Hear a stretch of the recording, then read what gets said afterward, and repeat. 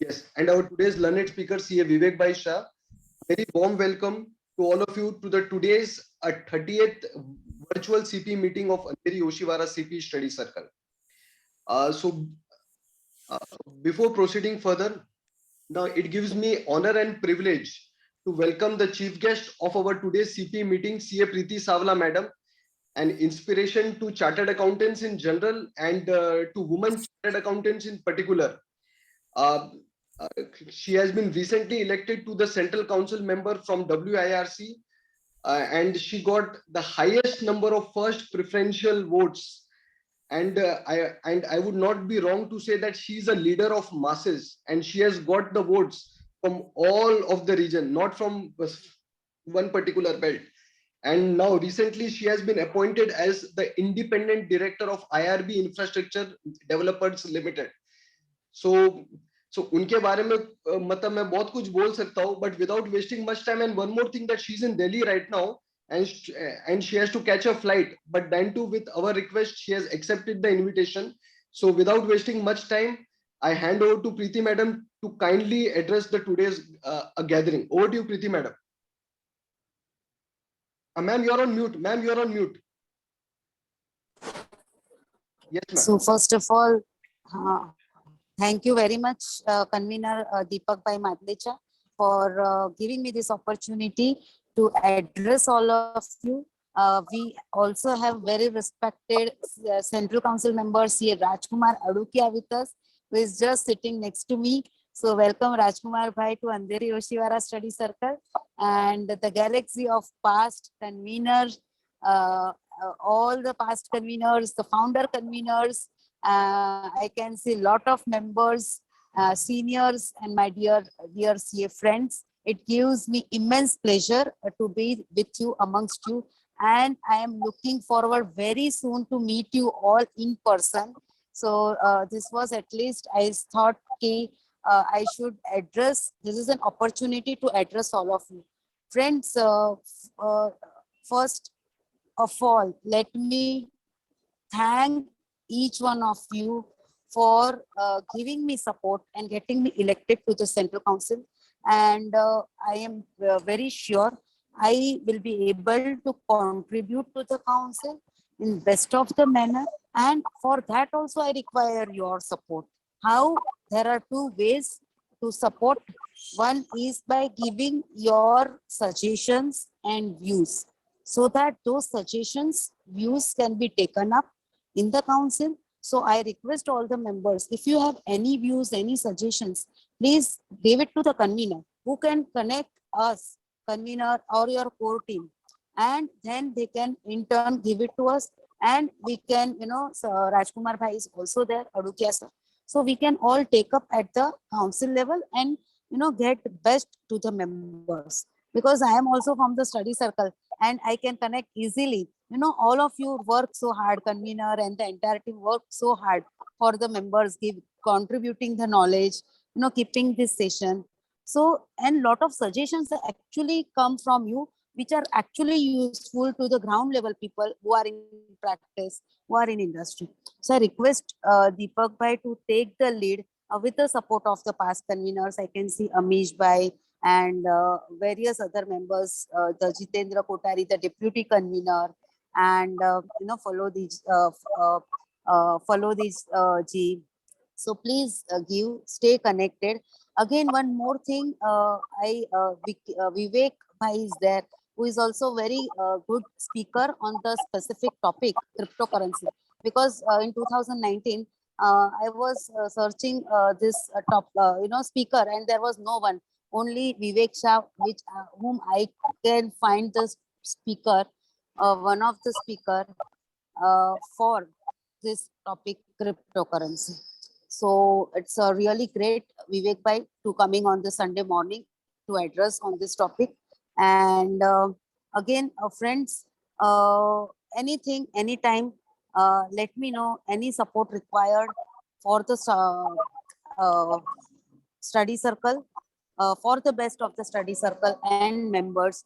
I am a study circle person. My commitment to all of you for your best of the members.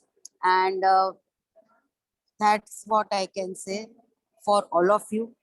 And any support, thank you very much for giving this opportunity. Stay connected, stay tuned, and be in touch. Thanks a lot. Jitendra bhai, I can see you. So thank you very much. Thank you very much, Priti madam, for your address. And we look forward to meet you in person now, in physical, and uh, and we look forward to meet you, ma'am, in near future. And have a safe journey. I also recognize the presence of CA Dr. Rajkumar Adukia ji, the Central Council member. Uh, so, uh, good morning, sir. Good morning. कैसे हैं sir आप? Sir, mute pe. Sir, unmute yourself, sir. Unmute.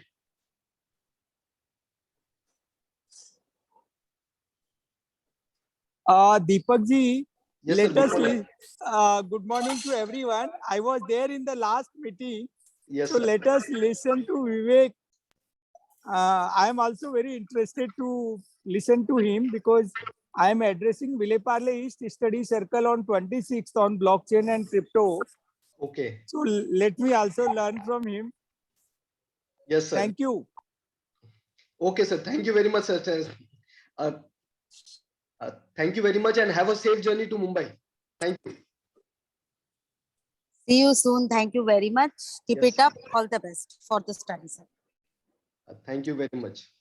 Okay. And I would like to say I have seen Priti Savla's work, and she is a great asset, a wealth to our profession. And we are all very lucky that she is there now with us in Central Council. I am lucky that I get an opportunity to work with her in Central Council. So we will see that profession takes a new height. Thank you. 100%, sir. Definitely, definitely. Yes, sir. Thank you. Thank you very much. And so now, members, moving on to the next part of our today's CP meeting. So it gives me again pleasure and excitement to welcome the speaker of today's meeting. The topic is a very hot topic, a topic where there is a lot of ambiguity, a topic where there is a lot of confusion. Now, now to clear all the doubts, to clear all the ambiguity, to clear all the confusion, we are having the Sachin Tendulkar of this topic. Uh, so the name of the topic is, everybody knows, cryptocurrency, investability, legality, and taxability. And CA Vivek Bhai Shah will speak on this topic, and I feel that this topic is very close to his heart. As told by Rajkumar ji, Adukia and Priti madam, that nobody was knowing this topic, but they found this topic in Vivek Bhai. So, sir, I welcome all of you on behalf of Andheri Oshiwara CP Study Circle. And I would like to mention one thing, that even Vivek Bhai was traveling yesterday and he has reached Mumbai late night. But then too, with his busy schedule, he has accepted our invitation. So, sir, I welcome you again. And now, without wasting much time, I request my core team member Amish Bhai Sangoi to kindly introduce our today's learned speaker. Over to you, Amish. Thank you, Deepak. ये Deepak Mandaleja, convener of Andheri Oshiwara CP study circle, CA Jitendra Kothari ji, deputy convener, past members and core group members, I welcome you all. Sunday morning, we had today a very learned speaker, CA Vivek Shah, and it's my pleasure to introduce the sir. Vivek Shah is a practicing chartered accountant from Mumbai, having specialized in information system audit and forensic audit. Prior to starting his practice, he had worked at Deloitte. Currently, his clients range from startups to public limited companies listed on the stock exchange. His clients are spread across the various sectors such as the real estate, infrastructure, gems and jewelry, investment banking, and many more. He has addressed businessmen, professionals, students, bankers, CBI officers, bureaucrats of various ministers of the Indian government at multiple organizations across the country. He has been elected as an international speaker by the Institute of Chartered Accountants of India, ICAI, for UAE VAT. With this short, brief introduction, I welcome you, sir. Over to you, sir. Thank you very much, everyone. I thank you very much to the convener, deputy convener, past conveners, members of the study circle, our keynote speaker, Priti Savla, also Central Council member from Mumbai, Dr. Rajkumar Adukia ji. And thank you very much for giving me this opportunity to address all of you all on a Sunday morning. Generally, it is said that if people come on a Sunday morning to attend a lecture, that is because they're extremely serious and they really want to listen to a lecture. So I believe there are more than 75 participants right now. So it speaks volumes about the importance of this topic. As far as Priti also mentioned, our Central Council member, she mentioned that in 2019, she was searching for a speaker on cryptocurrency. So I would like to correct her. She was searching for me in 2017, not even 19. That's when she first recommended me to speak at one particular place on cryptocurrency. So I've been speaking for almost 5 years on this topic, when probably no one knew even the B of Bitcoin or the C of cryptocurrency. So the topic today is cryptocurrency. What we will do is first we will go through what this technology is, what is the underlying technology behind this cryptocurrency, and then we will move on to what is cryptocurrency, what are the taxation issues, legal issues, investing issues, how to trade, how to start your own cryptocurrency if you want to, till when it's not illegal, probably it's not legal also, So as our honorable finance minister also said that taxing it does not make it legal, but not making it illegal also does not make it legal. So there are two. Sorry, you were saying something? Hello. Yeah. Yes, Deepak bhai. Okay, go ahead, sir. Go ahead. Perfect. All right. So as far as issues related to taxation are concerned, since we are chartered accountants and finance professionals, it is extremely important for us to address concerns which our clients may have. And going by the numbers, at least which are there in the public domain, I don't know whether they're verified or not. But going by the numbers, if they say that there are 10 crore accounts, then believe me, if every other client, every second client that we may have would be investing in cryptocurrencies or would be trading in cryptocurrencies. So then that makes it even more important for us as partners in nation growth and partners in development of our nation to ensure that there is correct compliance done as far as taxation is concerned. So it is really important for us to understand the technology, understand the nuances, and then make an informed give informed advice to our clients. What I will do is I will share my screen now.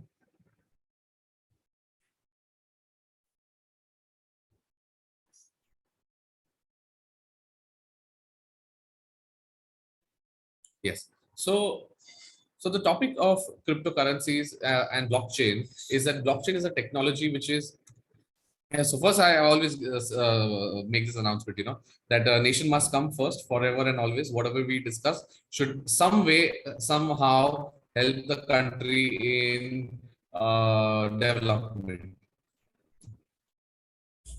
Now, what exactly is blockchain technology? When we talk about blockchain technology, so it's a technology that is using the openness of the internet and which is using the security of cryptography. Cryptography is a protocol which helps in securing the data that is being transmitted. For example, if you, I'll give very simple examples. So I will not use any technical jargons. So when we talk about cryptography is the same technology which is used in WhatsApp. For example, whenever you open a chat on WhatsApp, it says that this chat is secured by end-to-end encryption. That encryption refers to cryptography. So cryptography is a security feature, and blockchain technology uses this security feature which is embedded in it.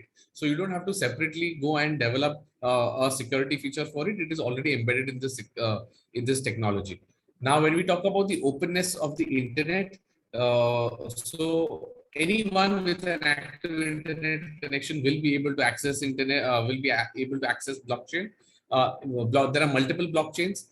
Just to share a perspective, blockchain technology is a much larger technology. It's a much wider technology, has many applications. Cryptocurrency is just one small application of this technology. Now, again, to share an example in very simple words, think of blockchain technology as the internet.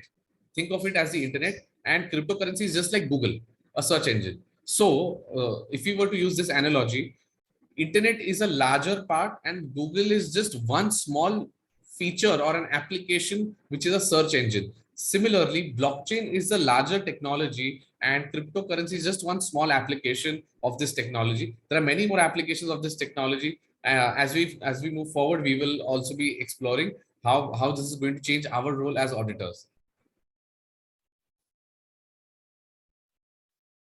So as I said, this is a technology which was developed originally to in the name of Bitcoin.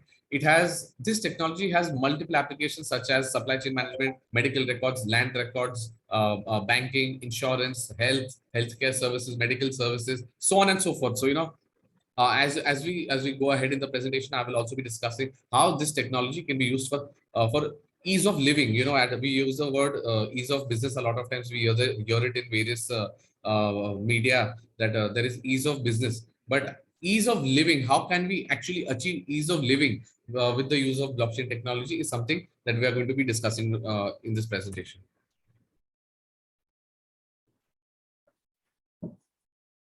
And security, as I said, security is at the core of this technology. It is designed to store information in a way in which it is practically not possible to add, edit, delete, modify. Even one small alphabet or one small number from the data which is being processed means you cannot even change 1 0, or you cannot add 1 0 to any figure in order to manipulate the data without other users getting notified about it. So whenever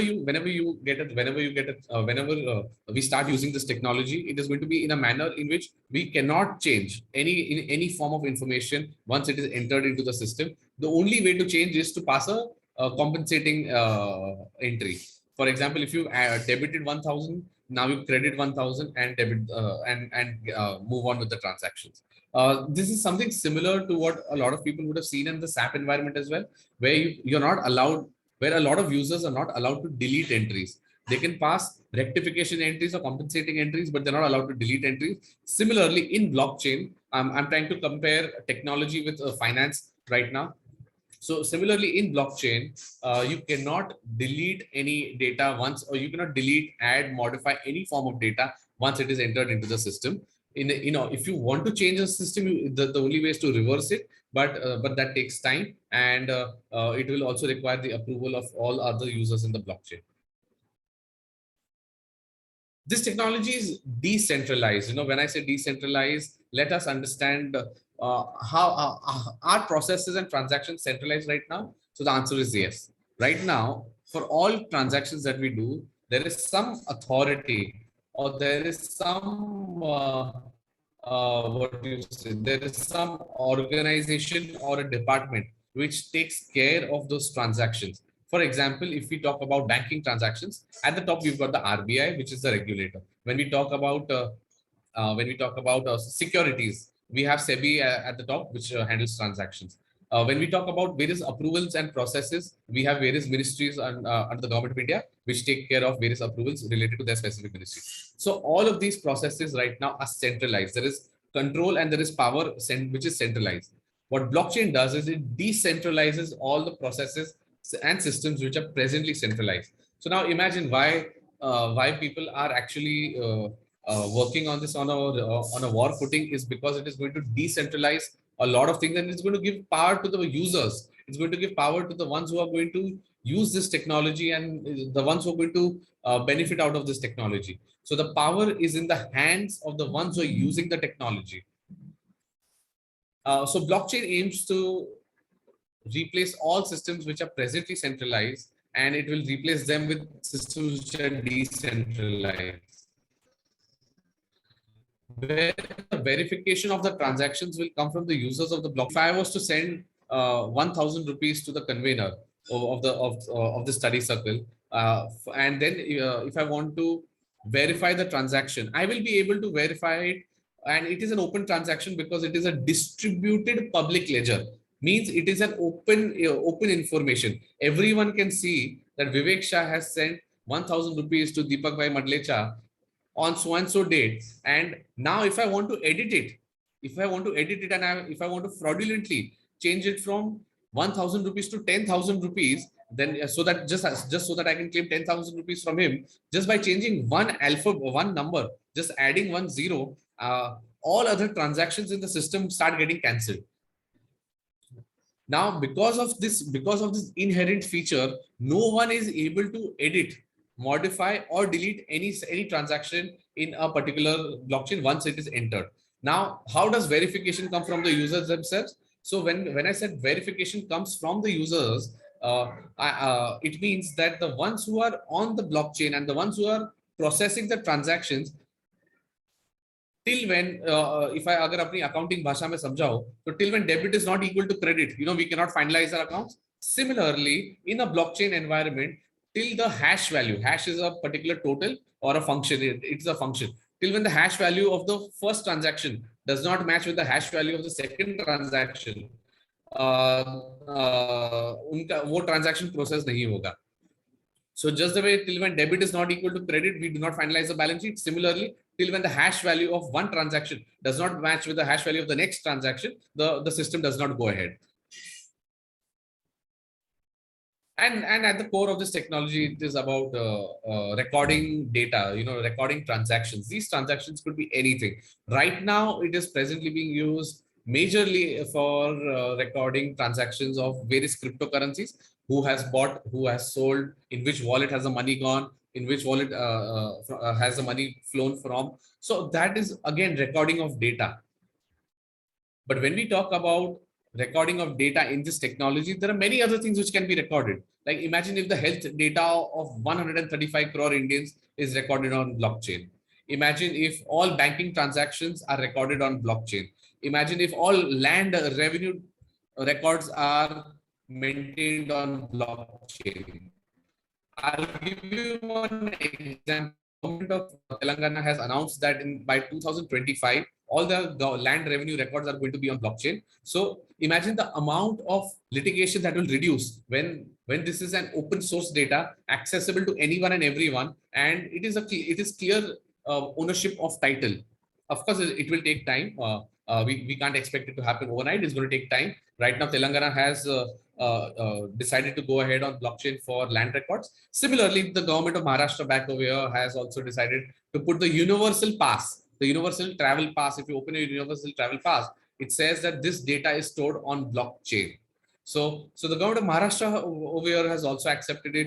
Now, talking about the other countries, as far as UAE is concerned, all their property transactions are on blockchain. They are in an open format. Anyone can access property data. Anyone can access ownership documents related to any particular property which is registered in UAE.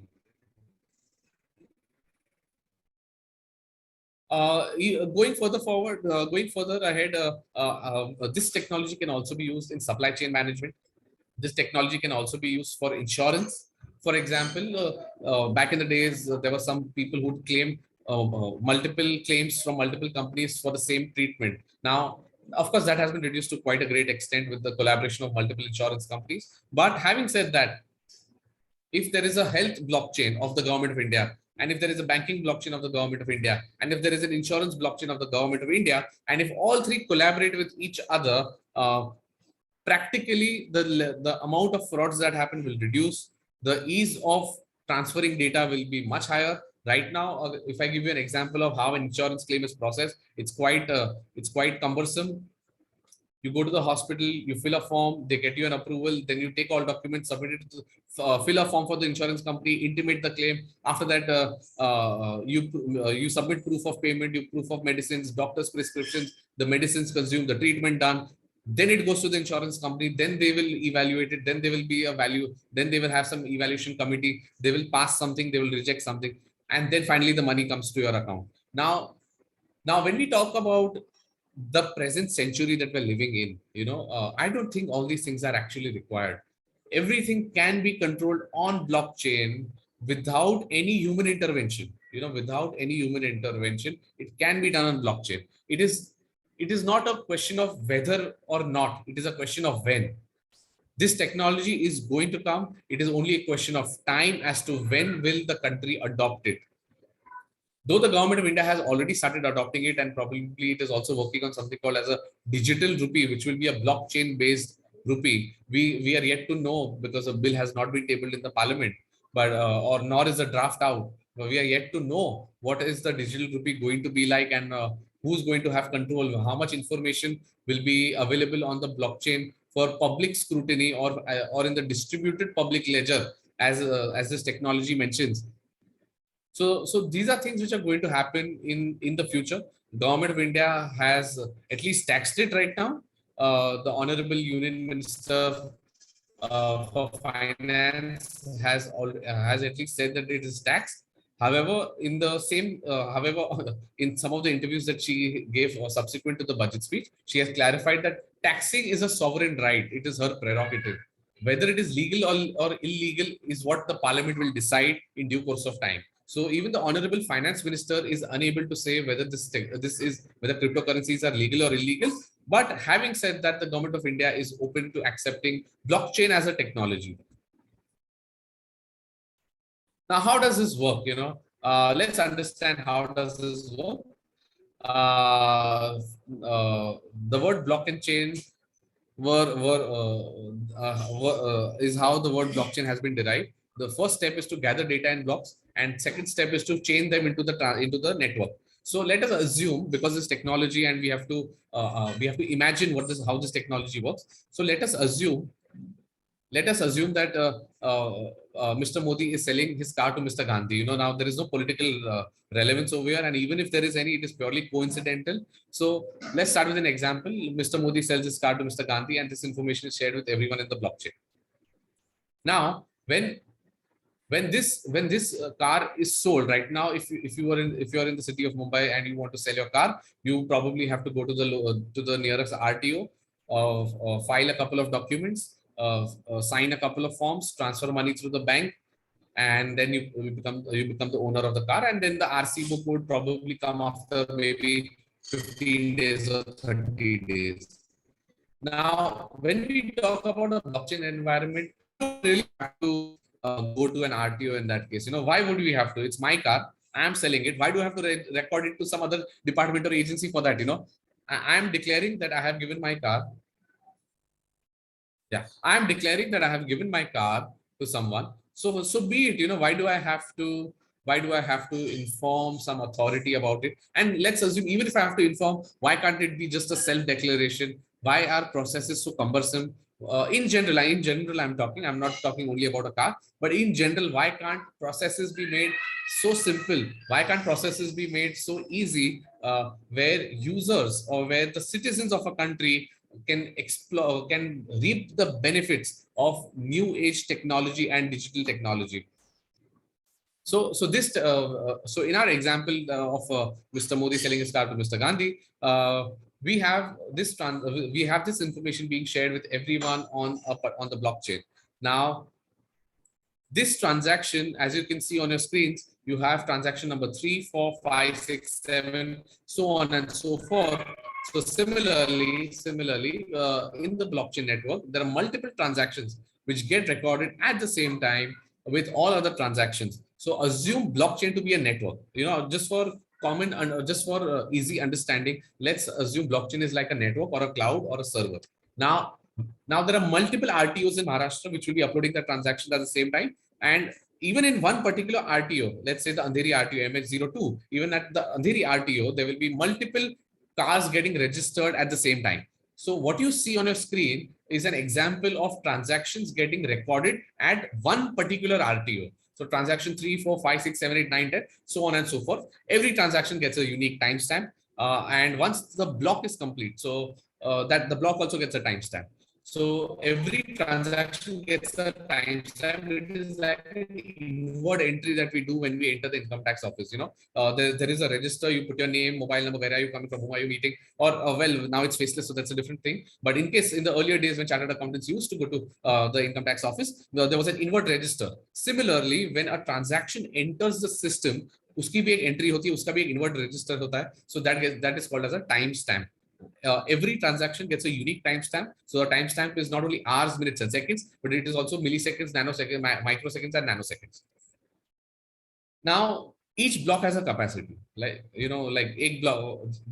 Just the way explain this with an example of filing. All of us are chartered accountants. All of us have done filing of our documents and papers and other important documents. So when we talk about filing, there's this one thick box file. Now the box file has a capacity of 250 papers. Now that's the capacity that the box file has. It cannot exceed more than 250 papers. Similarly, every block also has a capacity. Let's take, for example, 100 transactions. ये block की इतनी ही capacity है. It can process only 100 transactions in one block. So when there are transactions happening at a particular RTO's office, and there are multiple transactions happening, just the way we have a capacity to a file, similarly a block also has a capacity, and it is predefined. So for example, in our example, our block has a capacity of only 100 transactions. So once 100 transactions are done, the block is full.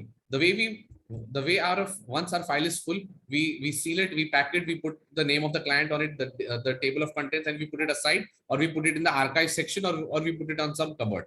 Similarly, once the block is full, it also gets a timestamp, so that you know at what time was the block full. It will also get a detail like a table of contents, what are the transactions in it, and then it goes up to the network. So then we chain the transaction. So that's in the next slide over here. So once the block is full, we chain it to the network, and that is called as blockchain. Now the completed block is sent across the network, where it is linked to the chain, and many other users are also uploading the blocks at the same time. For example, if I was to share a perspective, in our example of the RTO, so there are 4 RTOs in Mumbai, and then there are multiple in other cities like Pune, Lonavala, Kolhapur, Solapur, Nagpur, Nasik, so on and so forth. So each of these RTOs are processing transactions in real time at the same time simultaneously. So these people will also, so the other RTOs will also be uploading their transactions at the same time. Now each of these blocks will have transactions. These transactions will also have a timestamp, and the block at the end of the day will also have its own timestamp. No two blocks or no transactions will have the same timestamp, because it's like an inward, right? At one point of time, only one person can pass through a gate. Generally when we go to corporate offices, they give you an RFID card. So when you tap the RFID card at the barrier gate, only one person is allowed to enter. Similarly, even in blockchain network, that is how it happens. If there are 25 people who have uploaded their blocks at the same time, it will go one by one. Not all 25 cannot go together, it will go one by one, and each one of them will get a unique timestamp. Now the entire network or the chain is secured using something called as a hash function. Now hash function, I will explain in accounting terminology. Hash function is like totaling. Since we are chartered accountants over here, I think it will be easier for us to understand in an accounting terminology rather than in a technical terminology. So let's assume that since we are good with accounts, so let's take an example of a ledger, a normal ledger that we see in any accounting software or an ERP. So when we extract a ledger, okay, we see the opening balance, we see debits during the period, credits during the period, and then we see the closing balance. Similarly, whenever hash function is used, it uses the same concept of opening balance and closing balance. Now, let's assume the opening balance of our transaction is 100 rupees. Sorry, opening balance of our account is 100 rupees. There are additional transactions on the debit, opening debit balance is 100. There are additional transactions of another 200. So the closing balance will be 300. So when you open this ledger in the next year, at that point of time, when you open this ledger in the next time, at that point of time, you will see the opening balance to be 300, transactions during the period 100, and closing balance as 400. Going forward, it will be opening balance as 400, transactions during the period 200, and closing balance as 600. Hash function is exactly the same. It's exactly the same. If the hash of transaction number 1 is 100, and the hash of that transaction is another 200, the closing balance becomes 300. Now the opening value of the third transaction will be 300. Sorry, opening value of the third transaction will be 300. The hash of that transaction is another 200. So the closing balance is 500. Now the opening balance of the next transaction becomes 500. So the closing balance of the previous transaction is the opening balance of the current transaction. Similarly, the closing hash of the previous transaction becomes the opening hash value of the current transaction. Now, this is a continuous process and it keeps on happening till when the blockchain is processing data. You know, if you remember, I gave an example that if I'm giving 1,000 rupees to our convener and I want to just add 10 and make it as 10,000, I cannot do it because the hash value of my transaction gets embedded into the next transaction and I don't know who's doing the next transaction. And similarly, there are thousands of transactions that are happening.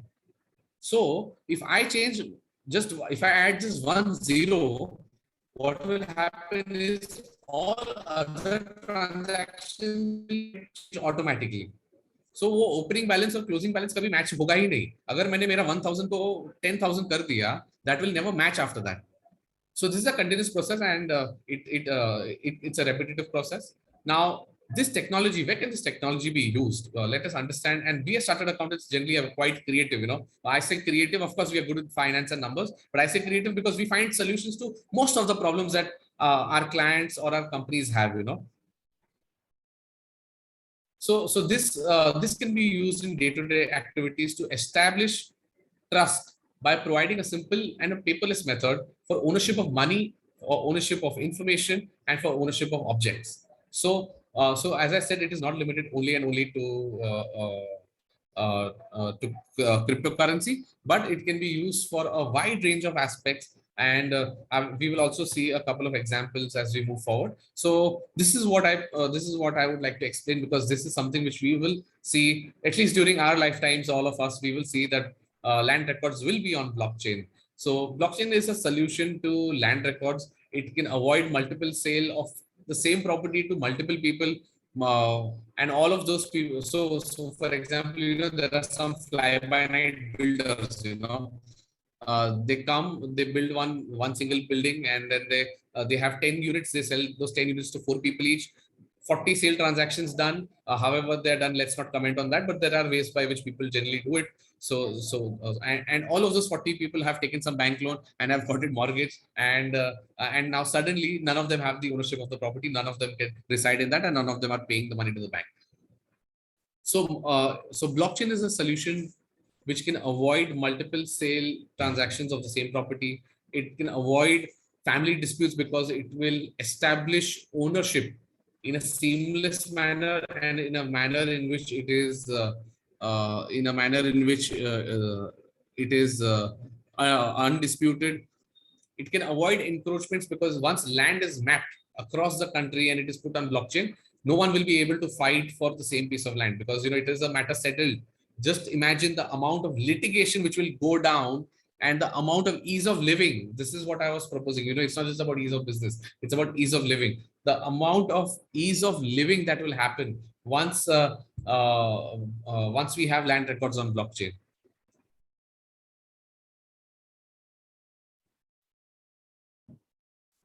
So how does this happen? You know, how does this happen? So each parcel of land is uploaded and is updated on the blockchain. Now each building is given a unique ID, and a unique ID is something like an alphanumeric code that you will see on your screens over here. So each particular land is given a unique ID, and each flat is also in that. If it's a building, each flat in the building is also given a unique ID. Now, firstly, all of this is uploaded on the blockchain, and now every sale that happens will be registered on the blockchain network. Every mortgage which is created will be registered on the blockchain network. So there is absolutely no dispute as far as ownership is concerned, or as far as mortgages are concerned, or as far as transfers are concerned, and yes, and this process is known as digitization of land records. So once that is done, then land records will be completely on blockchain. Now the identity, now to adapt land records to the Indian environment, the identity can be linked.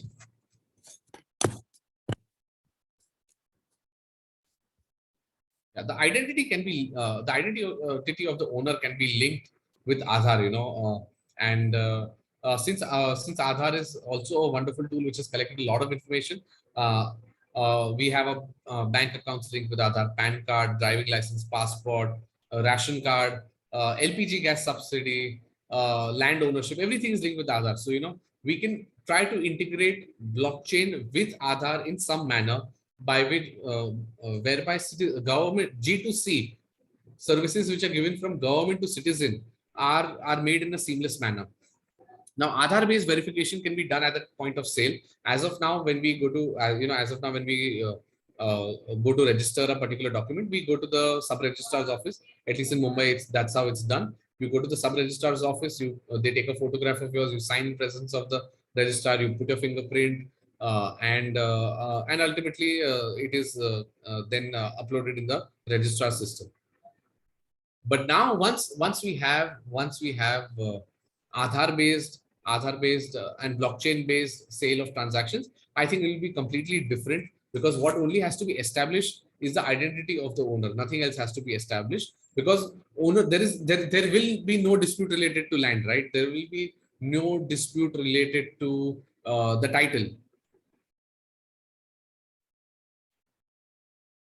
Now, the owner can sell the entire property or a part of the property till when ownership can be verified. And this removes all future litigation. And just the way we have in the Satbara, the entire history of from whom to whom was the land transferred. So an entire trail can be maintained and verified online in a blockchain environment, which is absolutely open. Just punch in one particular number of the digital ID of the land, and you get its entire history. So this is what this technology can do, and this is what this technology aims to decentralize processes and improve the way we transact with each other. And I love giving this example, because blockchain technology can actually be used in stock markets. Considering we're living in times where we can send money from a mobile phone, to anyone and everyone in the country using UPI or a BMAP.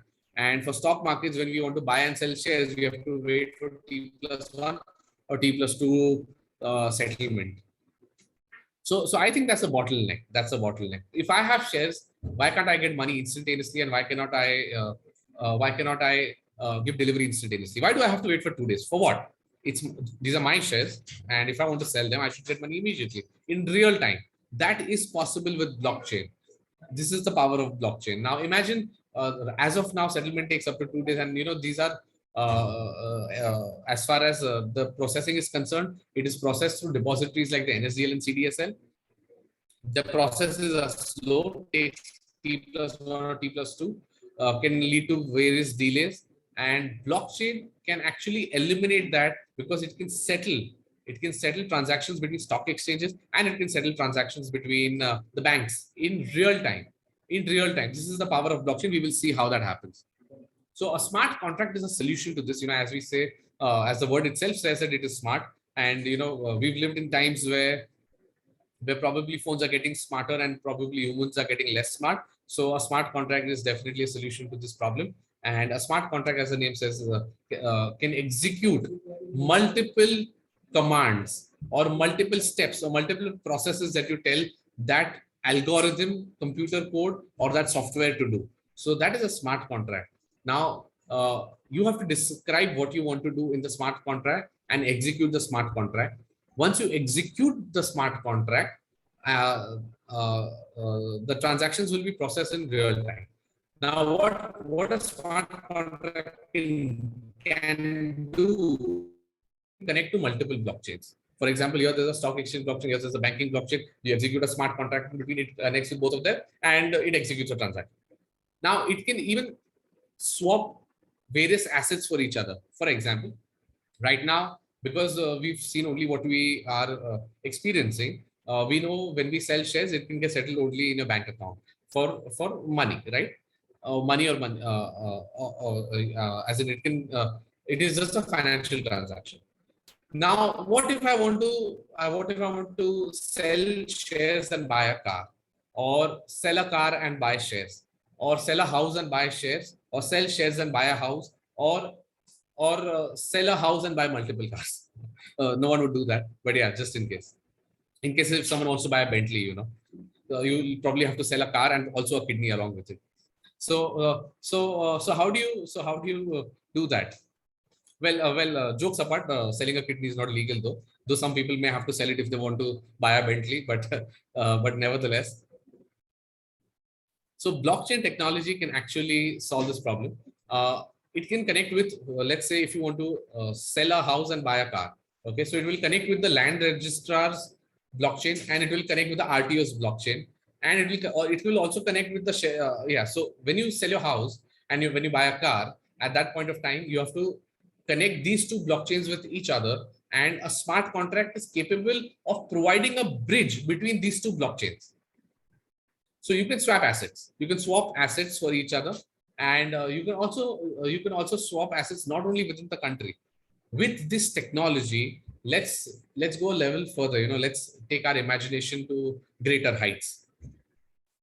You sell 1,000 shares of Reliance in India, and you buy one share in USA. You sell 1,000 shares of Reliance in India, and you buy a car in USA. You sell 1,000 shares of Reliance in India, and you buy a house in UAE. So all of these possibilities are there, which can happen in real time, which can connect multiple blockchains together, and which can execute without the need of a person to be physically involved in any of these transactions, as long as the person has been able to verify the transaction and has been able to execute the transaction. So this is the power of a smart contract. It's not limited or restricted to borders. You can also do cross-border transactions in a manner in which it is seamless. Like imagine you can buy a house in US, or you can buy shares you can buy shares of US from India, even from India right now. But imagine you can buy a house in US from India. No need to file ODI Part 1 or Form A of the RBI, or going to the bank, or filing Form 15 CSCB and using the SWIFT network for sending money, which is T+2 also. So imagine if all of these things can happen from your house over here in Mumbai. Why would you have to? Why are we not switching to a technology which is much better, which is seamless? And of course, there are checks and balances which will have to be put in place. And it is always said that technology is a double-edged sword. Now people are reluctant to use blockchain, or governments that are reluctant to use blockchain right now. I would like to give them only one example. You know, people thought internet was also a double-edged sword back in the 1995. People thought कि काफी गलत चीजें उस पे हो सकती है, और हो भी रही है. But that does not mean that the technology is bad. You need to have checks and balances. You need to have certain rules for which have to be followed. But once you have that, you will be able to reap a lot of benefits out of it. Like imagine a world where today we would not have had internet. Imagine. I know it's difficult to imagine. Like I'll give you an even more recent example. To the younger folks over here, imagine going to a new place without Google Maps. Like of course we've done that. We've done that in our childhood, right? We would have gone somewhere. We would ask people, "Bhai sab yahan se kahan jana hai, kaise jana hai? Left lena hai, right lena hai, kahan jana hai?" People would help. But now I think that is that is too early 2000s now. You know, everyone just checks on Google Maps now. So similarly, technology has to be used for the benefit of mankind and for benefit of humanity. Of course, there are some downsides to it, but I think that should not and must not stop us to get the benefits of the technology. So I explained this example, so we will skip this. Now, how does a smart contract work? So as I said, it connects to multiple blockchains. It verifies the availability of the stock on that particular blockchain and makes the payment, and then makes the transfer between the buyer and seller instantaneously. So on your left of the screen, you see a stock market blockchain. On the right, you see the payments blockchain, the banking blockchain. Now, both of these blockchains will connect with each other. Both of these blockchains will have limited rights to access data on their blockchain, and they will be able to execute a smart contract seamlessly.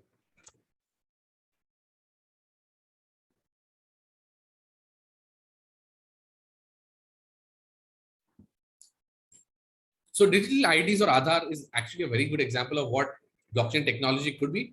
But UIDAI, which is the authority which has the Aadhaar data, or which controls the Aadhaar data, has categorically denied that they would be putting any data related to all our countrymen on blockchain. But however, if it was on blockchain, I in my personal opinion, I think it would be a wonderful way as far as ease of living is concerned. But nevertheless, in its own wisdom, UIDAI has said that it is there on its secured servers, and they do not wish to put it on the blockchain network.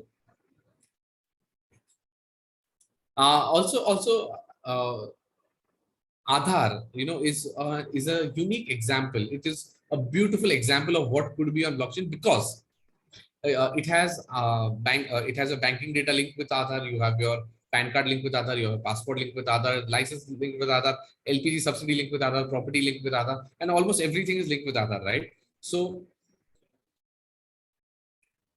once the government decides to use Aadhaar data in a limited way, I'm not saying that they have to put everything up on blockchain, but even if they have to use it in a limited way by which blockchain could integrate with the UIDAI servers, I think the way we process transactions in the country will ease out much in a very good manner. And we are one of the very few countries which has the biometric data, the address, the fingerprints, the retina scan of more than 120 crore Indians, like no other country has this. And I always say that, we can use this as a public diplomacy initiative, go to countries like Iceland, where there are only 3.5 lakh people. Probably on a Monday morning at Andheri station, we have more than 3.5 lakh people, So we can use this as a public diplomacy initiative, that we digitize the data for various countries. We are good at doing it. We know how it is done, and we can do it for others as well. So we can do this as a public diplomacy initiative, where we help countries, not companies, where we help countries go digital the way India has gone digital. And I must say that I think on the digital front, I think India is far superior than a lot of other countries. India is far superior than a lot of other countries. Like, imagine the vaccine certificates that we have, it can be verified instantaneously. I met a couple of people just last week, and they showed the vaccine certificates, they were on a piece of paper, that too handwritten and unverified. At least on our vaccine, it is digital, and from day one, it has been digital, and it has been widely accepted across the world. Our vaccine certificates are universally accepted in most of the countries. There's mutual recognition of our vaccine certificates, and trust me, our technology is far superior compared to a lot of other countries. So are we ready for blockchain? So these are some questions that we need to ask ourselves. Are we ready for blockchain? So of course, there are going to be a lot of technological hurdles. Who will bear the cost for upgrading the hardware and the software? I think the answer to that would be the ones who stand to benefit the most should spend. For example, right now, I see banking coming on blockchain sooner than anything else coming on blockchain, because there are banks which have already started developing their own blockchains. I can give you examples of those banks as well. HDFC Bank, ICAIs, Axis, then DCB. So these banks are such where I'm aware that they're developing their own blockchain. So sooner than later, they will be ready with their own limited blockchains. Will companies invest in this technology? So again, it's a cost, right? So companies that stand to benefit out of it and would get the first movers advantage will definitely invest in it. Are governments accepting it at a global level? So as far as the technology is concerned, which is blockchain technology, governments are accepting it. There is no doubt about that. But as far as cryptocurrencies are concerned, multiple governments have multiple apprehensions, and I think not all would come on the same page, at least not anytime soon. For example, El Salvador, as a very small tiny little country, has accepted Bitcoin as a legal tender. That is to say, if the price of Bitcoin is high, you deposit it in the government treasury for taxes. That is allowed. Does it lead to unemployment? Yes, it will lead to unemployment. It's a much larger social issue. People will lose jobs by the millions across the world. Like, imagine, as I explained, about NSDL and CDSL, we will not need such agencies henceforth. Why? There are thousands of people employed by both of these agencies, by both of these companies. We will not need such people. We will not need such services in future. So this will cause unemployment by the millions. Back in 1990s, when banking was digitized, at that time people used to say that for every 4 people in a bank, only one was required who knew how to operate a computer. So similarly, I will take this analogy forward in 2020s as well, that people who will understand blockchain technology are the ones who are fitter and finer than the others. So they stand to they it's survival of the fittest. So they are the ones who are fit, who understand this technology. Now, when I say understand the technology, doesn't necessarily mean we become engineers, leave our profession, do engineering and develop a blockchain. That's not our job, But what we need to know is how will our role change as auditors in the blockchain environment, and that is something that I'm going to discuss right now. When all debits are equal to all credits in the blockchain environment, do we really need chartered accountants? When the government has been increasing the tax audit limit from 40 lakhs to 60 lakhs, 60 lakhs to crore, from a crore to 2 crores, 2 to 5, and 5 to 10, will we really need chartered accountants to audit anything ever in future? If banking is on blockchain, believe me, if banking is on blockchain, audit will, in the most likely scenario, be just a documentation process. There's nothing more to audit after that. If debit is equal to credit, you don't need much to audit. But of course, then there are other issues which we as auditors will have to look into. So my suggestion to everyone who's gathered over here today is that this is the time we need to upskill ourselves before the next wave or the next technological wave hits us hard. Right now is the time, till when, as long as we understand our role as auditors, how is that going to change? I think it is fine. We are not on the technological side, right? We're on the financial side. Sharing one more example of how an auditor's role changed with advancement of technology. Senior members will agree and will also would have also gone through it. Earlier, bank branch audits, when bank branch audits used to happen, they used to have large chopadas, like really large size books, ledger books, and then they would open the pages, match the debit with the credit, and then there would be some suspense which would be carried out at the branch level.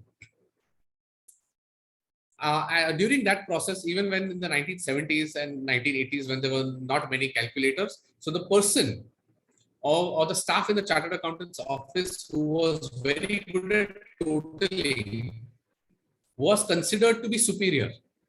So because he was very good at casting is totaling, because वो addition बहुत अच्छा करता था, he had a lot of value and a lot of significance in the 1970s. Probably he was given preferential treatment throughout the year. He's a casting expert. That's how he would be termed. With the use of calculators, probably this person became redundant, and let's assume even if he learned how to use a calculator, but if he did not shift to a computer, this person probably does not even have a place in the office now. So similarly, when banking transformed, chartered accountants transformed themselves to learn computers. Chartered accountants transformed and upskilled themselves to understand the CBS system, the core banking system, the CBS system, as to how does audit consolidation happen at a central level. So we as chartered accountants will have to upskill ourselves or get used to the new technology, is what I think is really important for all more than 100 plus chartered accountants who gathered over here on a Sunday morning. How can we do that? How can we do that? One, try and gain as much knowledge that is available in the public domain. As I said, we need not do an engineering job. We did not become engineers. So, but as long as we understand that how finance or how audit or how accounting is going to work on the blockchain network or in the blockchain environment, I think we've done justice to what our role is as chartered accountants. Now, when we shift to new technology, can it compete with large institutions? So, will an RBI ever let loose of the power that they have for remitting money abroad? I don't think so, at least not in India. But across the world, will large institutions, departments, autonomous bodies, governments, ministries, will they leave the power that they have? I don't think so. I genuinely feel it's not going to happen. But as far as blockchain is concerned, government of India and governments abroad are going to reap the benefits of this technology. Is there any legal recognition? So as of now, there is no law regulating it. The only thing that is mentioned is that it will be taxed at 30%. No deductions will be given, no carry forward will be given. And in case if you received it as a gift, it will be taxed under section 56(2). So are there hacking concerns? Yes, there are hacking concerns and very legitimate hacking concerns. A lot of people have been hacked. A lot of billions and billions of dollars of cryptocurrency has been lost because of hacking. The only thing that I can say is that this technology is not unhackable. Yes, it can be hacked, but that should not be a deterrent, because hacking is like hacking and security solutions are like a race. You hack today, there will be a security patch later. They hack that again, there will be another security patch. So it's like a evolutionary process. Every time there's a new virus, your antivirus will get an update. And is blockchain technology just a currency, or is it a business? So I think it's an environment. It is not just a currency, because currency is just one very small application, as I explained, whereas blockchain is a much larger technology. So now we come to the second part of the presentation, which is about cryptocurrencies. Now, at present, there are more than 6,000 cryptocurrencies in the market. Actually, this is maybe a month old figure. Today, there are more than 8,000 cryptocurrencies. So at present, there are more than 8,000 cryptocurrencies in the market, and the best known cryptocurrencies are Bitcoin, Ethereum, Ripple, Shiba Inu, Doge, and so on and so forth. So you can see some of them on the screen right now. And the total market cap of all these cryptocurrencies put together is more than $2 trillion. $2 trillion is the total market cap of all these cryptocurrencies, which is far more than the total forex reserves of 3 developed countries such as France, Germany, and Italy. So something that is virtual and something that is something that is not tangible as of now has more value than something that is tangible as on date. So can you start your own cryptocurrency?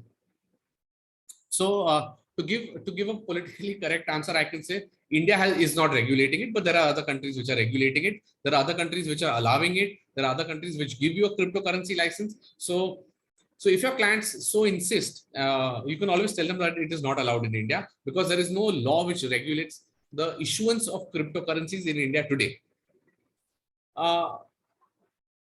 But however, there are other jurisdictions which allow it. And so if you're doing it, you should do it in those jurisdictions which allow it. Since there is no clarity in India, it would not be advised. It is not advisable to do it in India because of regulatory lapses, regulatory paralysis, and policy paralysis. The government of India knows about cryptocurrencies and blockchain technology, and which was acknowledged. Okay, they may have known it earlier, but which was acknowledged in the parliament was in somewhere in 2017. Now I'll give you the instance also when it was acknowledged. In 2017, after the budget speech, the then finance minister, late Shri Arun Jaitley ji, on the floor of the house after the budget speech said that the government of India does not accept cryptocurrency as a legal tender, but it will explore the benefits of blockchain technology. This was 2016 or 17. I don't exactly remember which one was it. Now, since then, the government has had at least 4 or 5 years, clearly, at least 4 or 5 years, but still the government has not come out with any law, any regulation, any policy. I don't know what was the reason for it, but maybe in its own wisdom, it has decided not to come out with any of these. And they want ambiguity, probably. They want ambiguity. Or probably they are also using the wait and watch policy. Let's see what other countries are doing. आप क्या कर रहे हो देख लेते हैं उसके बाद हम हमारा decide करते हैं. So, well, Singapore has regulated cryptocurrencies. Indian companies have gone to Singapore and have started their own cryptocurrency. One such very good example is Drive Easy. The way there are these self-rental cars. So Drive Easy is one such company, which is a rental agency and which has listed its cryptocurrency in Singapore. Now that's absolutely legal over there. Whether it's legal in India or not, that's something which I cannot comment on, because even the finance minister has refused to comment on. If she has refused to comment, how can I comment on it? So can you start a cryptocurrency? So yes, you can start your own cryptocurrency. For example, if AOSC decides to come up with their own coin, if you want to attend our webinars, you have to pay us in our own currency, and today the value of that currency is paid with the rupee, which is 1:1. So if you have 100 coins of AOSC coins which are listed in Singapore, you can attend this one lecture. So this is a use case scenario of if your study circle was to hypothetically come up with its own coin, you can get listed in Singapore and you can float your coins. And probably the value of the coin will increase with time because your study circle has very good speakers and has very good lectures every week. So, so in that case, the value of one coin of the AOSC coin will increase. This is the story which generally people tell when they launch their own cryptocurrencies. Now, in order to start a currency, you need to do something called as mining.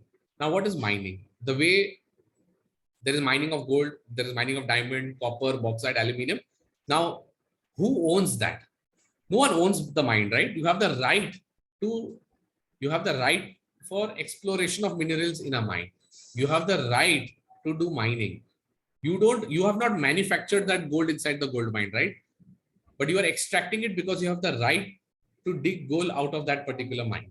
Similarly, when you talk about mining of cryptocurrencies, you are not the owner of the currency. You are only a custodian of the currency. Then you start issuing currencies. So that is how it is. That is why it is called as mining. So mining is something where a lot of computing power is required, a lot of electricity is required because processing of transactions is costly. So whenever you start mining, for example, if I join the Bitcoin mining pool, and so who owns Bitcoin? No one owns Bitcoin. Who controls Bitcoin? No one controls Bitcoin. Who regulates Bitcoin? No one regulates Bitcoin. But there are people who are processing transactions. There are people who are processing transactions of Bitcoin, and they are known as miners because they are putting in effort. Now, what do they get in return? They get a percentage of, they get certain coins, as they get certain Bitcoins for the efforts that they put in, because they are spending the time, they're using the hardware, the software, the internet, the power, electricity, and everything. So the remuneration which a person gets for processing the transactions is given in the form of cryptocurrency to that person, and that is called as mining. So if you are on the Bitcoin blockchain network and you are doing mining over there, you will get your reward or remuneration in Bitcoins only. If you are on some other blockchain network such as Ethereum, if you are on the Ethereum network, you will, and processing transactions on the Ethereum network, you will be rewarded in Ethereum currency. So similarly, if you go on any other blockchain network and if you're processing transactions over there, you will get your reward in that particular currency, and that is called as mining. Now, as far as trading is concerned, there are a lot of security issues because some of these exchanges are quite fraudulent. There are a lot of scams which happen on these exchanges. There are privacy concerns. So as far as India is concerned, and any Indian so-called self-assumed self-regulated exchanges, I say so-called self-assumed and self-regulated for a reason, and I'm being very cautious about the words that I'm using because they are not SEBI registered. They are not SEBI recognized stock exchanges. They are not regulated by SEBI. They are not regulated by the RBI or the Ministry of Finance. So if you are trading on any self-assumed so-called self-regulated cryptocurrency exchange, there are a lot of privacy issues because generally people go on cryptocurrencies because they want to hide and they want to be anonymous. So, but exchanges in India have been asked to compulsorily complete KYC with Aadhaar card and PAN card. So if people are trying to hide money, they will not be able to hide money through Indian exchanges. But yes, of course, then there are other exchanges where this can be done and people are doing it. So as far as privacy is concerned, this is about privacy. Charges are not transparent. Charges range from anywhere between 0.25% per trade and go up to 8% per trade. So it is quite ridiculous. So be sure about the charges that you have on various exchanges. Now, when we talk about the legal status in India, I think it is a collective failure as far as the legal status of cryptocurrencies in India are concerned. When the Honorable Minister, late Finance Minister, acknowledged on the floor of the Parliament, government was already aware. In all fairness, government was already aware about the challenges that cryptocurrencies pose to the economy and the risk and reward. So there are pros and cons of technology, right? So government is already aware, but they deliberately chose to remain silent. For example, RBI came out with a notification back then in 2016 that we do not consider this as legal tender. The Ministry of Finance did not clarify whether it is legal or illegal. SEBI said that these are not exchanges. These are not recognized stock exchanges, hence we will not regulate them. RBI said that RBI should have put a ban, but it did not put a ban, saying that cryptocurrencies cannot be traded. So they did not put a ban. They just said that we do not consider cryptocurrencies as legal tender. So it's a collective failure between the SEBI, Ministry of Finance, the RBI, and whosoever we want to blame, whosoever would are responsible for this. So in India, I think it's a collective failure of multiple agencies and authorities. If you think it is, so I'll give you a very good example about legality and illegality. We all know that consuming weed in India is illegal. Okay, under the NDPS Act, Narcotic Drugs and Psychotropic Substances Act, and recently it made a lot of noise in the media because there was some high-profile kid who was arrested. So it got a lot of attention, right? So it is illegal in India. Okay, so that's the word, because the Act says that consumption, possession, or trading of any narcotic drugs or psychotropic substances is illegal in India. But if some person would have consumed the same weed in the state of California in the United States of America, that is not illegal, because in the state of California in USA, consumption of weed is legal. You can consume it. There is no harm about it. You can do it. There's absolutely no problem with it. So my question is that when we talk about legality, okay, when we talk about legality, there has to be a law which defines whether it is legal or illegal. There has to be, if there is no law, keep an ordinance, you still get 90 days time to think after that. So as far as cryptocurrencies are concerned, the government chose to remain silent and silent for a significant amount of time from 2016 to 22 or 17 to 22.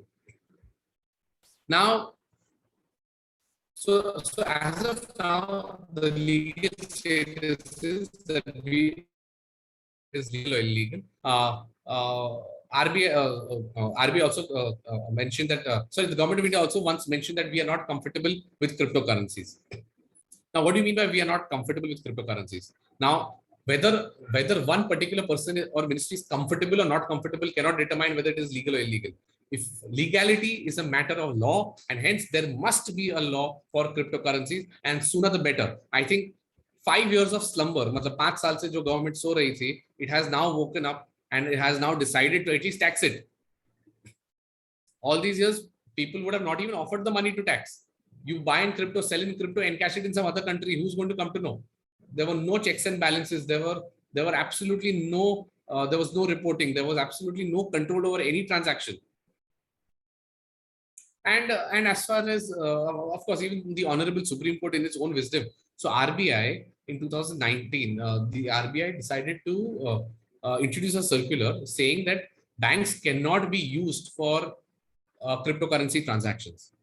So RBI came out with this circular, and then there was this one particular association which claims itself to be an association, but probably they lobby.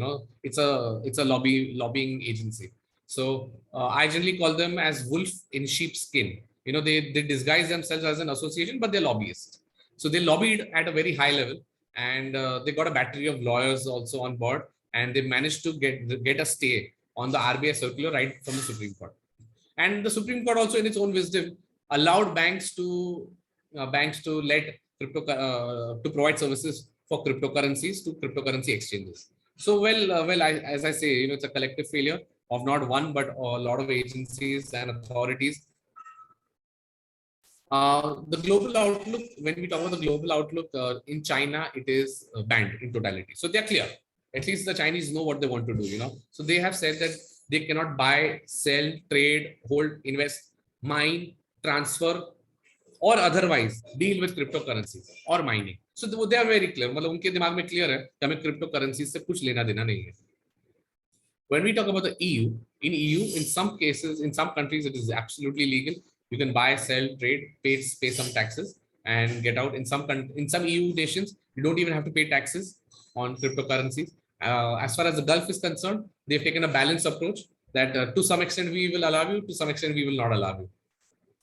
In some of the Scandinavian countries and East European countries, they have Bitcoin ATM machines. You go to an ATM machine, load euros, and you get Bitcoin. You sell Bitcoin and you get euros. So it's very easy. It's very easy to buy and sell Bitcoins in those countries because they have Bitcoin ATM machines. Somebody tried it in India, but then the machine was seized at the customs only, you know. So it didn't go through. But somebody did try it in Bangalore in India, but it was not legal enough. Now, as far as misuse of technology is concerned, yes, this technology can be misused.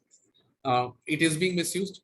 According to one of the reports by the Interpol, Interpol has published one of its report, and it says that 82% of all cryptocurrency ICOs like an IPO, you know, initial coin offering or an initial public offering, 82% of all ICOs are found to be scams after 6 months. So a lot of people ask me, is ICO में invest करे ना करे, is cryptocurrency में invest करे ना करे. So I just tell this one figure that 82% of them are scam. If you think you're in the remaining 18%, okay, go for it. However, this does not constitute as any financial advice, nor does this mean or imply or suggest that one should invest or should not invest or should trade or should not trade in any cryptocurrencies. Just giving a legal disclaimer because I think it's necessary.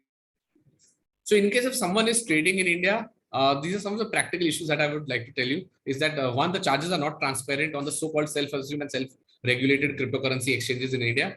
Two, privacy is not maintained because all your data is shared directly with the income tax department because the PAN card is linked. So a lot of people who initially started linking the PAN cards, they all got notices from the income tax department saying that how did you buy, when did you buy, who told you to buy, why did you buy, what was the purpose, what is the end consumption, where did you use, how did you sell, when did you sell, at what rate did you sell, who told you to sell, kindly make an annexure. So it was like there were 42 points given in the notice under section 142, and the irony was that my friend had made a profit of only 10,000 rupees, you know, and he came to me with the notice and he's like, can you please help me answer all these queries to the income tax department?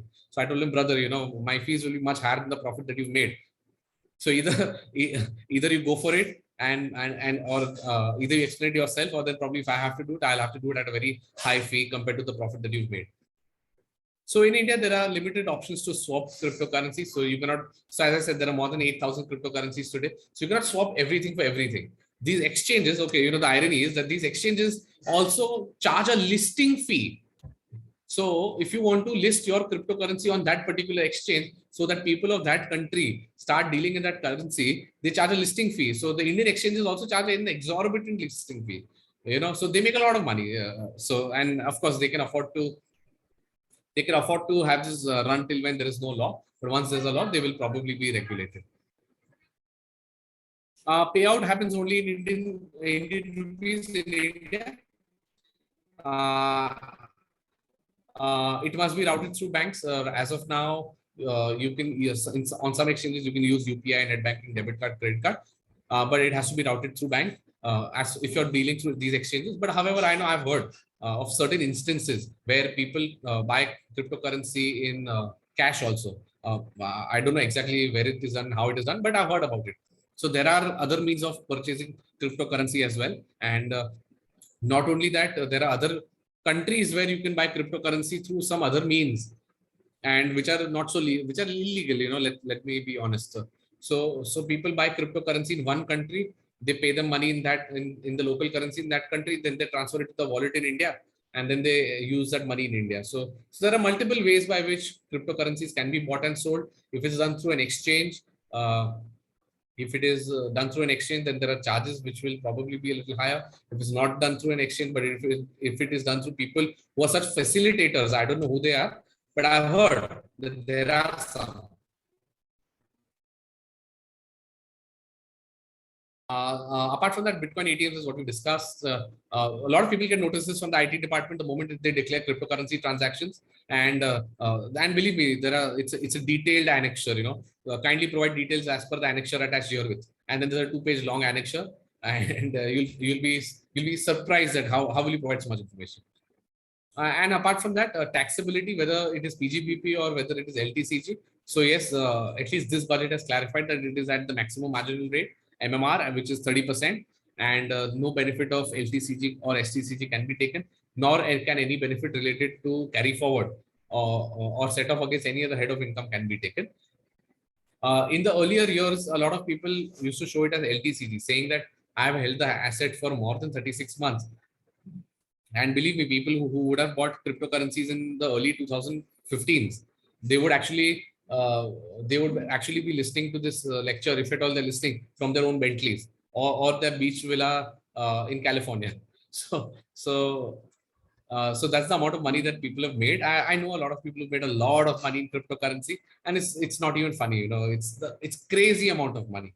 Crazy amount of money people have made who just bought cryptocurrencies in 2015, and today probably their entire life is covered. Even if they spend a lot of money every day, it will not get over. Is the amount of money people have made. But again, there is the other side to it as well. A lot of people have lost a lot of money. So when one person makes money, he tells 10 people. But when 10 people lose money, they don't even go and tell one person. So this is the ratio. So when people make money, they go and tell everyone. But when people lose money, they don't tell anyone. So, but if your clients are making money, that's good. Be happy for them. But make sure that they pay the right amount of tax, because at least now our government has decided to tax it. Earlier, there was no clarity on it, and it was never taxed. Now, factors to consider before investing in any cryptocurrency.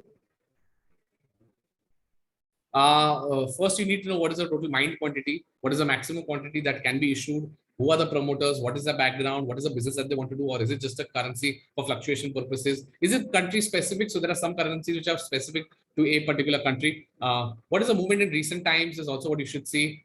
Is it easily traded in a country? Yeah. So check whether exchanges which provide services of cryptocurrency trading, do they have that currency listed in your country?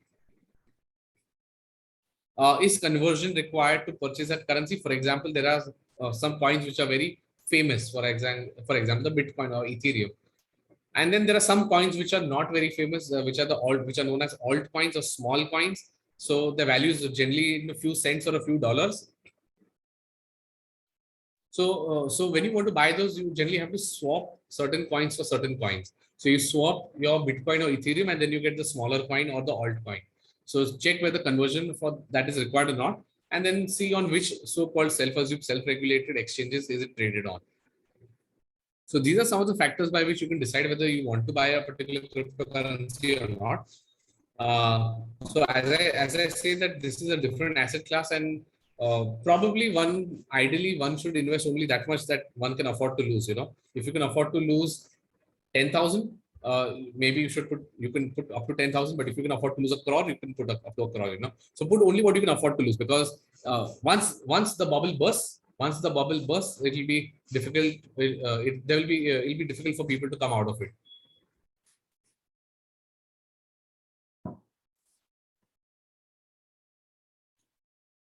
So ICO is similar to an IPO. Drive Easy is one example which has done it. Drive Easy said that for every one coin that you buy in Singapore, I give you 1 hour of my car rental in India. So they already had the cars. They already had excess inventory. So what they did is they said, we list coins in Singapore and you can use my services in India. Now there's a new trend which is coming up where they say that we are a cryptocurrency and we are asset backed. Okay. Firstly, they are not regulated. They are not legally either to some extent, and they call themselves as asset backed. So that's a new trend. Don't fall for it. A lot of people who want to sell cryptocurrencies will offer commission also. So there was this one particular cryptocurrency. They offered me 25% commission for every coin that I helped them sell. So imagine if they were offering 25% commission, believe me, that's the remaining 75 would be pocketed and no money would be returned to the investor.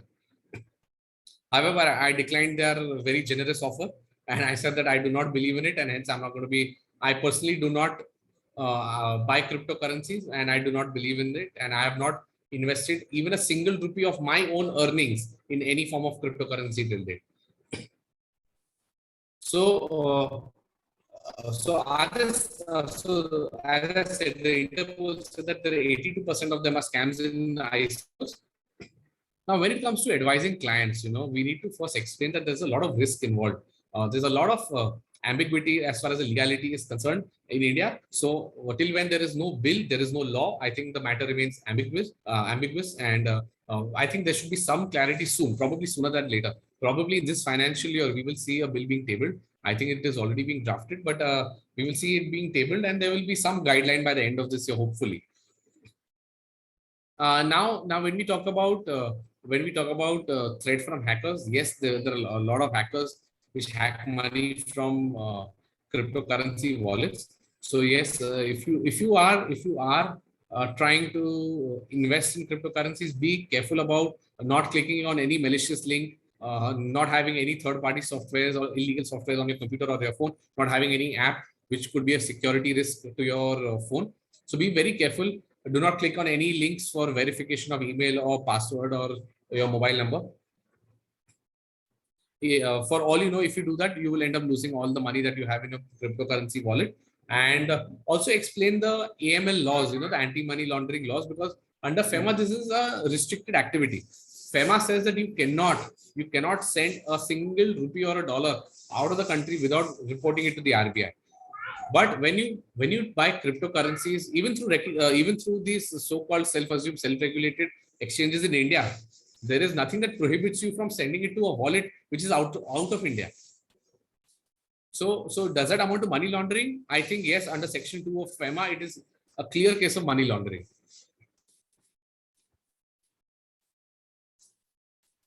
So right now, cryptocurrency is most used by hackers. What you see on the screen was when my server was hacked. On a Monday morning, I saw that my server was hacked, and the hacker seemed to be quite generous. He said that there is a security issue on a computer. So, kindly contact us. We will tell you how can we resolve the security issue. But for that, you have to make a payment to us, and that payment was 2 bitcoins. And they said that buying bitcoins, if you want to know how to buy bitcoins, kindly look at this tutorial or a link there. And then if you approach any third party software or agency, your charges will be increased because they will charge their charges to our charges. मतलब कितना अच्छा hacker है. मतलब I have respect for this hacker. First, he says that there is a security issue. Yeah, quite evidently, you were the reason for the security issue. Secondly, he says that how do you buy Bitcoin? So he's giving a tutorial. अगर आपको नहीं पता था, हमने आपको दिखा था आप कैसे खरीद सकते हो. तीसरा, आप किसी और के पास मत जाना, कोई दलाल के पास मत जाना, डायरेक्ट मेरे पास आना, क्योंकि अगर आप किसी और के थ्रू जाओगे तो आपका प्राइस बढ़ जाएगा. And that was also another way to say that if you go to someone else and if we come to know that you were unsuccessful in that, our charges will increase. So this hacker, I have respect for this hacker. And last but not the least, he says that if you want a sample, we will send you 5 files. आप check कर लो, पहले इस्तेमाल करो, फिर विश्वास करो. So generally hackers are not so generous. This hacker was generous. I have respect for this hacker. But having said that, I did not have the capacity to pay 2 bitcoins. So what I told my colleague is Saturday का backup लो, उसको restore कर लो. Monday morning computer को format मारा, 2 घंटे चले गए, लेकिन काम वापस चालू हो गया 2 घंटे. So it wasted 2 hours of our time. But yeah, the only way to neutralize hacking threats is by taking a backup. I believe all of us would be taking regular backups.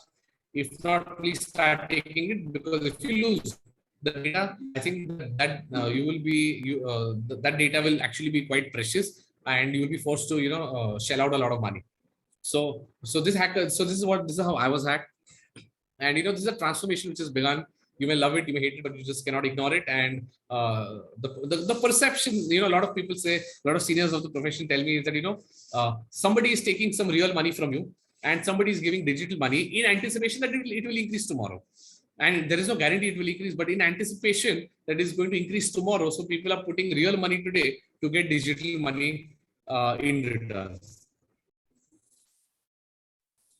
So friends, this is a copy left presentation. Copy left means you can use this entire presentation, screenshots, call it as if it is your own presentation, change my name and spread knowledge, because I believe knowledge is not something which has to be confined to one, but it has to be spread to thousands.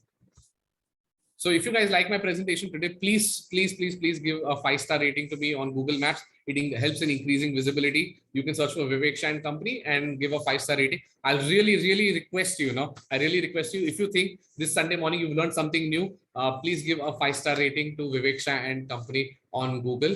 It just helps us in increasing visibility, because there are very few ways by which we as chartered accountants can actually be visible.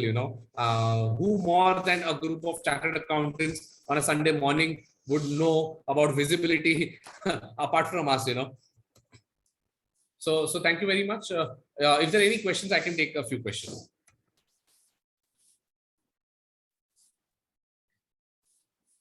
One more thing, Vivek Bhai, can you throw some light on the taxability? I mean, with some examples or with some, in the recent finance budget, so what was proposed and how it's going to be impact? So can you throw some light on that? Surely. So there are two provisions. First is that there is TDS.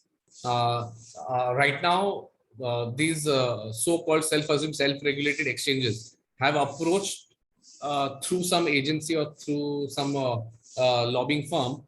They have approached the government and they're trying to get some clarity on TDS, saying that individuals will not be able to do it, and if that responsibility was given to exchanges, it would be very cumbersome for the exchanges to do it as well. So they're seeking some clarity, but the rule says that anyway there has to be 1%. There has to be TDS on all sale transactions. If you can explain the source of it, you can treat it as any other asset which you have bought and you have sold. So only the cost of purchase is allowed as a deduction from the sale proceeds for computing your profits. No other expenses are allowed as a deduction. That's point one. Second point is, after sale price minus purchase price, whatever is left has to be taxed at 30%. There was a lot of ambiguity on this point, whether even the sale price will be allowed to be deducted or not, or whether if there is loss in one script or one cryptocurrency and profit in another cryptocurrency, can that be set off against the same? So again, we are still awaiting further clarifications from the Honorable Finance Minister. But if wisdom prevails, losses cannot be set off against any other head of income. That is sure. But losses within cryptocurrencies may be allowed. As I said, there is no clarity on this point, but losses of the same head of cryptocurrency versus the gains of cryptocurrency may be allowed. For example, if you make a gain of 10 lakh rupees in cryptocurrency, in one particular cryptocurrency, let's say Bitcoin, and you make a loss of 5 lakh rupees on Ethereum, on trading of Ethereum, are you supposed to pay taxes on 10 lakhs, which is 3 lakh rupees, or are you supposed to pay taxes on a net 5 lakh rupees, which is after setting off 10 lakhs minus 5 lakh loss? So if wisdom prevails, and if there is a clarification, in my personal opinion, please do not bind me by it, because there is no clarity as on date. Today we are on 13th of February and there is still no clarity on it. So I'm deliberately giving out the date right now. So till now there is no clarity on the matter till date. But if there is clarity, I think, and if wisdom prevails, I think it will be 10 lakhs minus the loss of 5 lakhs of cryptocurrency and pay taxes on 5 lakhs only. However, another point which they've covered is that you cannot carry forward losses. So if you made a loss of 10 lakh rupees in one cryptocurrency, made a profit of only 1 lakh rupees in another cryptocurrency, so net loss is 9 lakh rupees, can you set it off against any other head of income? The answer is no. That's clear. Can you carry this loss forward? The answer is no, you cannot carry it forward. Can you, so basically what happens is you lost that amount, and there is no treatment for carry forward or set off, neither in the same year or in the subsequent year. Now, there can also be a possibility where you have not bought any cryptocurrency. Somebody has transferred it to you either for service or as a gift or for some other reason. We don't know for what.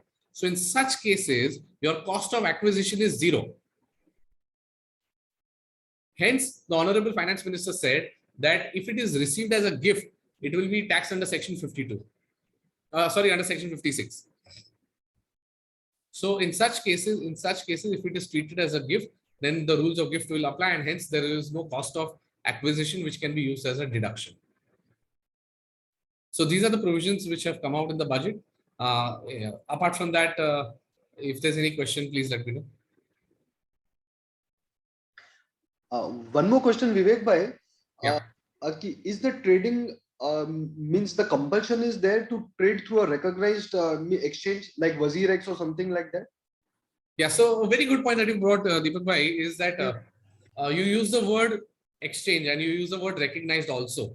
Okay, so firstly, it is self-assumed, self-recognized, and self-regulated. So neither RBI nor Finance Ministry nor SEBI nor any other authority is recognizing it as an exchange. It is not recognized as an exchange. That's point one.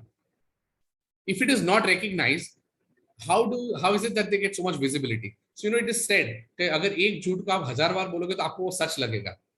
So no matter how many times they scream their lungs out and say कि cryptocurrency सही है, cryptocurrency future है, and cryptocurrency अच्छी है, no amount of advertising. So it's just the marketing gimmick that they're doing.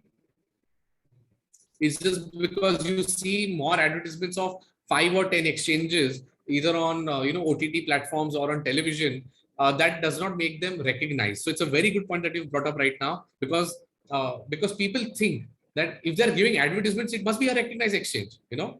A person who's not from a financial background or from a legal background would not know what is the meaning of a recognized stock exchange under the SEBI Act. So a lot of poor investors, a lot of young people will be left at the mercy of these exchanges who are so-called self-regulated and self-assumed. So what I always tell is that the government takes no guarantee. Okay, the government does not take any guarantee. Agar koi bank uth jati hai, so up to 5 lakh rupees is guaranteed under the deposit insurance scheme. But if a cryptocurrency exchange goes bust, or if any of these exchanges are hacked, I don't think the government would be able to do anything, because they have still not legalized it. And if it is not legalized, it is up to the users to use at their own risk and at their own peril. So let the investors beware. The way you say let the buyer beware, so here I would say let the investors beware. Okay, sir. Sir, so now there are a few questions from the participants today. Yeah. One question is from CA Chandrakant Racha, and now his question is: crypto received for software services. So, what is the treatment in income tax and GST laws? And sir, and now to continue with this, are there any GST implication in crypto trading? Huh, Vivek bhai? Not as yet. However, I think GST would be applicable on the exchanges which provide brokerage services. Whatever is the spread of brokerage that they have, they might be paying GST on that, but we don't know about it. That's one. Second, as far as income implication is concerned, I don't think you can accept crypto for development of software, primarily because it is neither categorized as foreign currency. So, for example, if a software company is receiving it from an overseas client in cryptocurrency, the rule is that for an export of service under LUT, foreign currency has to reflect in a bank account. So if it is an export transaction, I beg to differ. I don't think this is a foreign currency transaction. So and it is not a legal tender. So as such, you cannot receive. But if you have still received it, you will have to show it as if you have got it as a gift. And as far as GST is concerned, so if it is and now assuming it's a local service, right? It's a sale of local services. You have to receive consideration in a currency which is legally accepted in India. Crypto is not legally accepted in India. It is because it has been clarified by the RBI that it is not a legal tender. So if it is not a legal tender, you cannot receive it in that currency, and rather you would have to practically show it as a gift, in my personal opinion. Okay, and now the next question is from Punit Gupta ji, and his question is: what is the scope of virtual digital assets? Oh, nice. Who's asked this question? The question is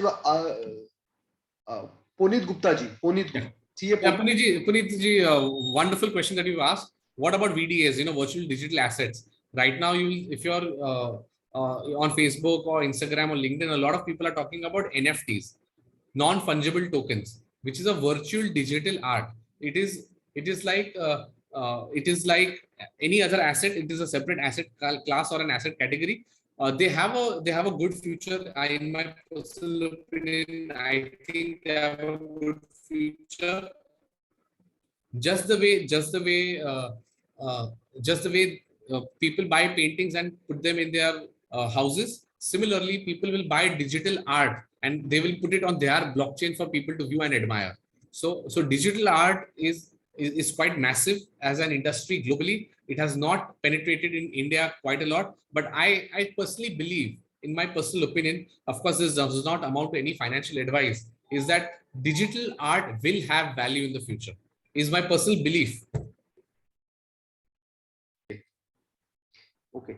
And the next question is the same question, and you have already explained that. Can you explain NFT, as now many people, including the Bollywood stars, are trying to sell NFTs? So you have already explained this.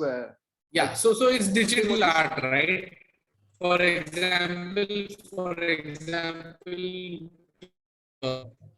if one cricketer, okay, one retired cricketer, for example, is saying that I'm going to release my NFT, and my NFT is that it's just a digital art. It is me hitting a six. Okay, a cricketer says that me hitting a six is a digital art, and I want to sell that as a poster, not even as a video. Can he sell it? Yes, he can sell it. There's absolutely no harm in selling it. However, when he sells it, will it be added to his income tax? Yes, it will be added to his income tax. Will that be treated as sale of services? Probably yes, it will be considered as a sale of services. But if there is a buyer and if there is a seller, I don't see any harm. And if this art is rare, for example, if one celebrity says that he's going to release only 10 NFTs of one particular collection, then in that case, that person will have that NFT will have value, right? Because someone would collect it as a collectible. Treat it as, it's no different from a painting of an MF Hussain or even a Picasso for that matter, So who is dropping the NFT is what is important. What is the rarity of that NFT is important. Certain NFTs also come with tangible benefits. For example, if it's a celebrity, if it's some actress, that actress says that if you buy my NFT, you get a chance to have dinner with me. If you buy my NFT, you get a chance to have a FaceTime call with me. If you buy an NFT, every year for 5 minutes, you can have a video call with me. If you buy an NFT, for the next 3 years, you will be able to call me for 2 minutes per year. So there can be multiple NFTs, right? Like each one, if it's a painting that I'm doing, I'm painting. Okay. Now it's my choice. How many paintings do I want to make? It's my choice whether I just want to scribble, I want to spray some paint, or I want to make something artistic. So similarly, actors and actresses, other sportsmen, they can come out with their own NFTs. There's nothing that prohibits an actor, an actress, or a celebrity or a sports person to come up with his or her own NFTs. So that is absolutely legit in my personal opinion, and it is even legal. You are selling some digital art, and if the receiver of consideration is declaring it to the government of India in his his or her income tax return and is legitimately paying taxes, I don't see any problem with selling digital art.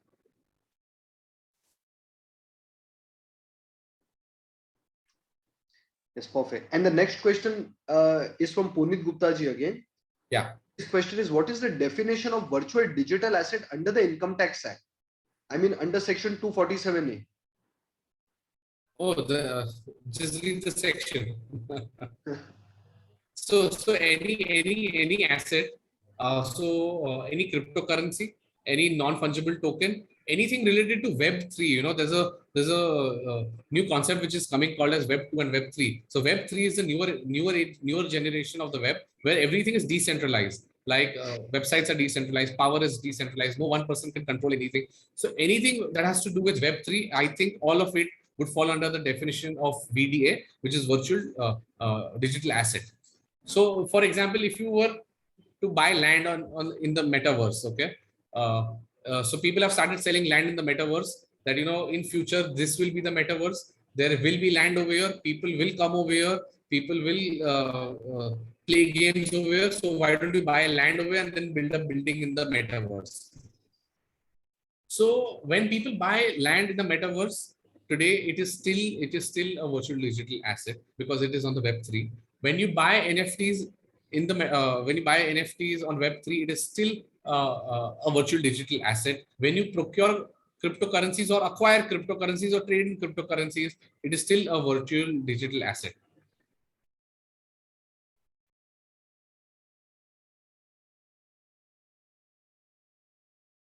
Sir, okay, sir. And now the next question is that Yeah. on one of your slides, means it was told that know the promoter. So how to know the promoter? How it is possible to know the promoter? A lot of cryptocurrencies are coming out. Just visit their website, check their white paper. There's something called as a white paper. White paper is like the red herring prospectus. So it's like it has all information related to who are the owners of the cryptocurrency, who are regulating it, who are running it, who are managing it. So read the white paper, you will come to know about the promoters, and also do a little bit of due diligence and research online. That what is the reputation of these promoters? Are they good to invest in? Is this a young team or is it an experienced team? What is their background? Where do they come from? Do they have any past experience of running the business or the concept that they are trying to promote by way of this cryptocurrency? So these are just some of the points that you should consider. However, there could be many more points, but I think these are some of the points. Okay. And sir, last question from my side is that apart now, what are the professional opportunities for a chartered accountant apart from advising the clients on the taxation matter, or say for example now GST, if GST will come to advise on the GST matter. So what are the core areas a young chartered accountant or a person who wants to develop practice in this area? So what are the professional opportunities can one explore in these areas, Vivek bhai? So I think, see, as far as India is concerned, the professional opportunities for CAs would be limited either to tax planning or tax filing or FEMA advisory. I think that's a very big area which we can consider. Advisory under FEMA, RBI, till when there is ambiguity, I think this is a very good advisory area. But apart from that, once you go out of India, then there are many more opportunities. You can help people come up with their own ICOs. You can help people come up with their own policies. You can help people come up with their own coins. But as things stand today, in India, I think the government is not very comfortable because they use the words not very comfortable. I'm also using the same words. The government is not very comfortable with cryptocurrencies right now. So, but nothing prohibits you from advising your clients in other countries, right? You can always help them set up their own cryptocurrencies. You can always help them set up their own businesses in other countries where it is legal. So my emphasis is always on the legality of the matter. If something that is not legal in India but is legal in Estonia, Eritrea, or in Iceland or in Poland, so might as well do that activity in a country where it is legal. Perfect. So that's a big scope. There is massive scope for chartered accountants in this field. Think of it like an IPO.